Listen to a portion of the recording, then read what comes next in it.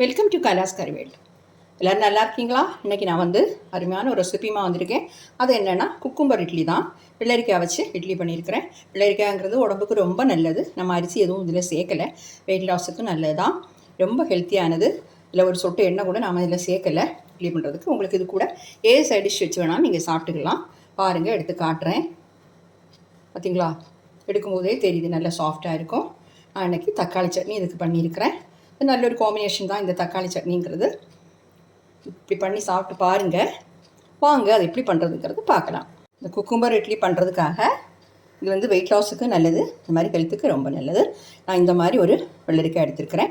உங்களுக்கு வந்து இதை விட சின்னது கிடச்சுன்னா நீங்கள் வந்து இதோட தோலெல்லாம் எடுக்க வேண்டாம், தேவையில்லை. ரொம்ப சின்னதுன்னா நீங்கள் 2 சேர்த்துக்கோங்க, 1 கப் ரவைக்கு.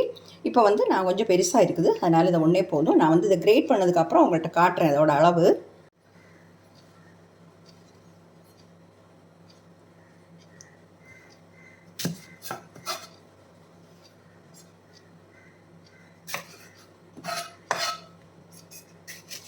நம்ம தோல் எடுத்துகிட்டு கிரேட் பண்ணிடலாம்.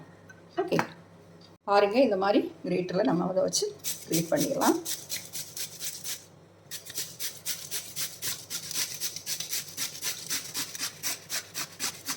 பார்த்தீங்களா, எல்லாத்தையுமே இந்த மாதிரி பண்ணிடுறேன்.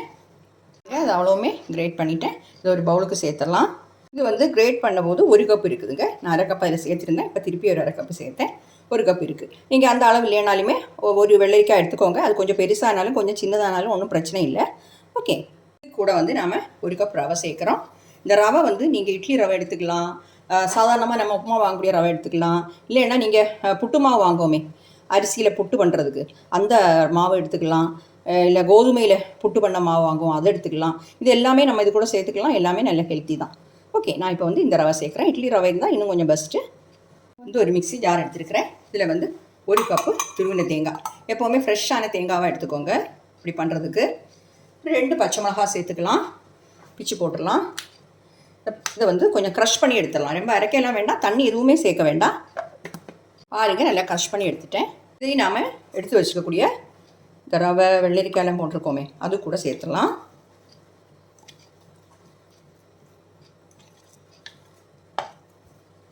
இது கூடவே நாம் 2 டேபிள் ஸ்பூன் தயிர் சேர்த்துடலாம். இது சேர்த்துட்டோம். இது வந்து நாம் இதில் 1 டேபிள் ஸ்பூன் இஞ்சி வந்து இந்த மாதிரி கிரேட் பண்ணி வச்சுருந்தேன், அதையும் சேர்த்துட்டேன். கொஞ்சமாக கொத்தமல்லி தழை 1 கைப்பிடி அளவுக்கு எடுத்துக்கோங்க, அதையும் சேர்த்துட்டோம். அப்புறமா உப்பு சேர்த்துடலாம். உப்பு வந்து 1 டீஸ்பூன் வரைக்கும் சேர்த்துக்கலாம். நான் ஒரு 3/4 டீஸ்பூன் சேர்க்குறேன். பார்த்துட்டு திருப்பி சேர்த்துடலாம். ஓகே, இப்போ வந்து இதை நல்லாவே மிக்ஸ் பண்ணிடலாம். எல்லாமே சேர்த்து மிக்ஸ் பண்ணிடலாம். பாருங்கள், இதை வந்து நல்லாவே மிக்ஸ் பண்ணிட்டேன். உங்களுக்கு வந்து ஸ்பூன் வச்சு மிக்ஸ் பண்ணதுக்கு கஷ்டமாக இருந்ததுன்னா நீ கை வச்சே மிக்ஸ் பண்ணிக்கலாம், ஒன்றும் பிரச்சனை இல்லை. தண்ணி எதுவுமே சேர்த்துறாதுங்க, ஏன்னா வெள்ளரிக்காயில் தண்ணி இருக்குது, நம்ம தயிர் சேர்த்துருக்குறோம், அதனால் தண்ணி எதுவுமே சேர்க்கண்டா. இப்போ வந்து இதை நம்ம மூடி வச்சு ஒரு 10 நிமிஷம் இப்படி வச்சுருப்போம். ஏன்னா நம்ம ரவையோட இந்த தயிர் இந்த வெள்ளரிக்காயில் உள்ள அந்த நீர்சத்து எல்லாம் சேர்ந்து நல்லா சாஃப்டாக கிடைக்கும். அதுக்காக ஒரு 10 நிமிஷம் இருக்கட்டும். பாருங்கள், நம்ம இதை ஊற வச்சு ஒரு 10 நிமிஷம் ஆயிடுச்சு. இப்போ வந்து நாம் இந்த இட்லி தட்டில் சேர்த்துடலாம். இது மிக்ஸ் பண்ணதுக்கப்புறம் நீங்கள் வந்து இதை ஃப்ரிட்ஜில் வச்சு யூஸ் பண்ணாதீங்க, ஏன்னா இந்த மாதிரி நல்ல டேஸ்ட்டு கிடைக்காது. அதை உடனே பண்ண பாருங்கள், நம்ம இன்ஸ்டன்ட் இட்லி. ஓகே, பாருங்கள், நான் வந்து ஒரு சொட்டு நெய் தான் எடுத்துருக்கிறேன். இது வந்து எல்லாத்துலேயும் இந்த மாதிரி க்ரீஸ் பண்ணிடுறேன். பாருங்கள், எல்லாத்துலேயுமே நான் இந்த மாதிரி க்ரீஸ் பண்ணிட்டேன். உங்களுக்கு ஆயில்னா கொஞ்சம் ஆயில் சேர்த்துக்கிட்டேன். எப்போவுமே நம்ம இட்லி பண்ணுற மாதிரி தான். இந்த மாவு சேர்த்துடலாம். எடுத்து பார்க்கலாம். பாருங்கள், இப்படி எடுக்கும்போது உங்களுக்கு ரொம்ப ட்ரையாக இருக்குன்னு உங்களுக்கு தோணுச்சுன்னா நீங்கள் வந்து ஒரு 2 டீஸ்பூன் தண்ணி வேணால் சேர்த்துக்கலாம். எனக்கு வந்து வெள்ளரிக்காயில் நிறைய தண்ணி இந்த மாதிரி இருந்தது, அதனால் நான் தண்ணியை சேர்க்கலை. இதை வந்து ஒரு ஸ்பூனில் எடுத்துகிட்டு இந்த மாதிரி சேர்த்துடலாம். சேர்த்துட்டு இது வந்து ஷேப் பண்ணிடலாம்.